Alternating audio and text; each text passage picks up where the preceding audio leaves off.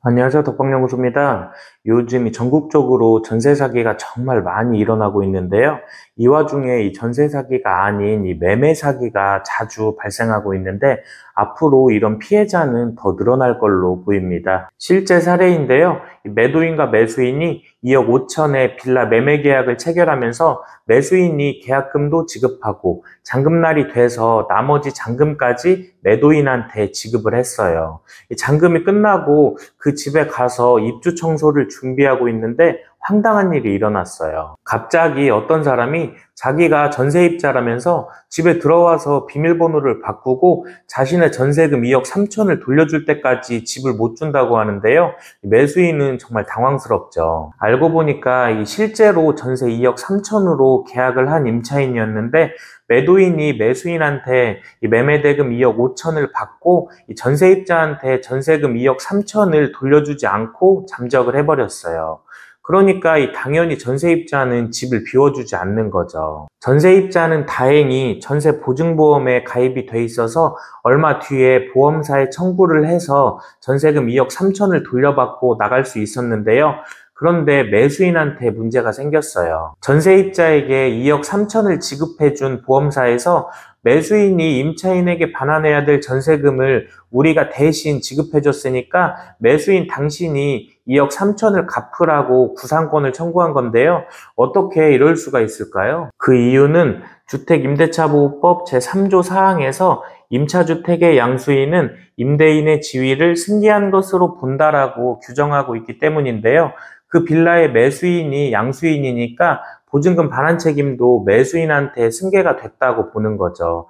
이 법이 잘못됐다고 생각하시는 분들이 계실 텐데 사실 이 조항은 임차인을 보호하기 위해서 만들어진 건데요. 방금 사례처럼 기존 집주인이 전세금을 받아놓고 매매를 해서 집주인이 바뀌면 임차인이 바뀐 집주인한테 보증금을 반환받을 수 있도록 임차인을 보호하기 위해서인데 이걸 매도인이 악용했어요. 전세 보증보험에 가입하지 않았더라도 임차인이 보증금을 반환받지 못했다면 바뀐 집주인한테 보증금을 달라고 요구할 수 있는 거죠. 그런데 왜 이런 일이 일어났을까요? 그 이유는 매수인이 잔금을 지급할 때 임차인이 있었다면 임차인의 보증금을 확인하고 매수인이 매도인에게 지급해야 될 이 매매 잔금 중에서 임차인 보증금은 임차인에게 직접 지급하고 나머지 차입분만 매도인한테 지급을 했어야 되는데 그렇게 하지 않고 잔금 전부를 매도인한테 지급을 하니까 매도인이 나쁜 마음을 먹고 돈을 챙겨서 잠적을 한 거죠. 그래서 임차인이 있는 상황에서 매수를 할 때는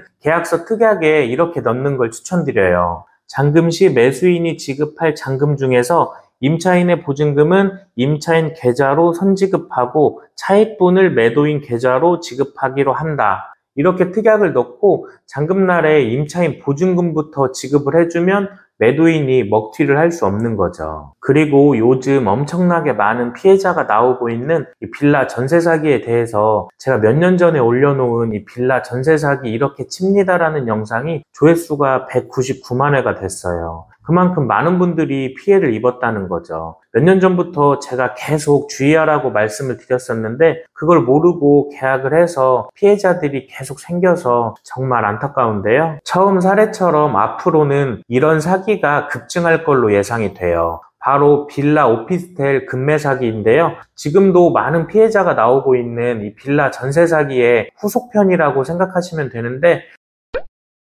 먼저 건축주가 빌라를 신축하면서 매매 시세보다 높은 전세금으로 임차인과 전세 계약을 하고 바지사장을 구해서 소유권을 넘겨버리고 사라지죠. 이렇게 되면 새로운 집주인인 바지사장한테 임대차 계약이 승계되니까 임차인의 전세금을 바지사장한테 요구할 수 있는데 이 바지사장은 처음부터 보증금을 돌려줄 능력이 없었죠. 집 매매 시세가 전세금보다 낮으니까 집을 팔아도 이 전세금을 못 돌려주는 거죠. 이런 식으로 이 빌라나 오피스텔 전세 사기가 진행이 된 건데요. 여기까지는 이제 많은 분들이 알고 계시죠. 그런데 이 상황에서 바지사장이 나쁜 짓을 하는 거예요. 처음 사례처럼 이 빌라나 오피스텔을 시세보다 급매로 내놓고 매수인이 계약금이나 잔금을 주면 임차인 보증금은 돌려주지 않고 먹튀를 하는 거죠. 실제로도 이렇게 당하신 분들을 제가 만나서 인터뷰한 영상도 있으니까 참고하시고요. 이렇게 바지 사장인 매도인까지 잠적하고 나면 임차인은 당연히 새로운 매수인한테 전세금을 요구하는 거죠. 매수인과 임차인 둘 다 피해를 보게 됐어요. 그래서 앞으로 이렇게 복잡한 사연이 있는 금매 사기가 많이 일어날 거라고 예상을 하는 건데요. 그렇다고 뭐 집을 안 구할 수도 없으니까 계약을 할 때 더 꼼꼼하게 확인을 하셔야 돼요. 매도인의 사기를 대비하기 위해서 먼저 임차인의 임대차 계약서를 요구해서 보증금이 얼마인지 확인을 하고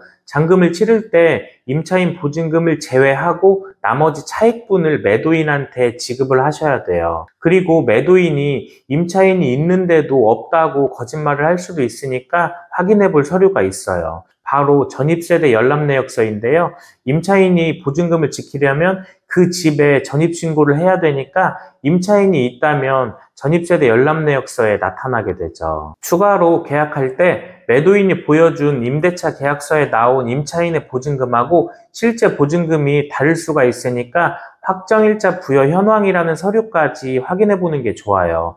이 확정일자 부여 현황에는 임차인의 보증금이 기재가 돼 있으니까 매도인이 거짓말을 했는지 바로 알 수 있는 거죠. 이런 서류는 집주인이 주민센터에 가서 발급할 수 있는데 뭐 이렇게까지 확인을 해야 되나 생각할 수도 있겠지만 사실 이게 정확한 계약 방법이에요. 마지막으로 임차인이 있는 상황에서 바지 사장인 매도인이 매수인한테 계약금만 받고 잠적하는 경우가 점점 늘어나고 있으니까 매수인은 계약을 할 때 임차인 전세금과 매매 금액이 차이가 없다면 계약금을 최대한 적게 지급하시는 걸 추천드리고요. 그리고 임차인의 전세금과 매매 금액이 같은 상황이라면 매도인이 계약금을 먹튀할 수도 있으니까 이런 경우에는 계약을 함과 동시에 임차인 보증금을 지급해주고 당일날 바로 법무사를 통해서 소유권을 이전받는 것도 좋은 방법이니까 참고하시고요. 이번 영상도 시청해주셔서 감사드리고 다음에 더 필요한 내용으로 찾아뵙겠습니다.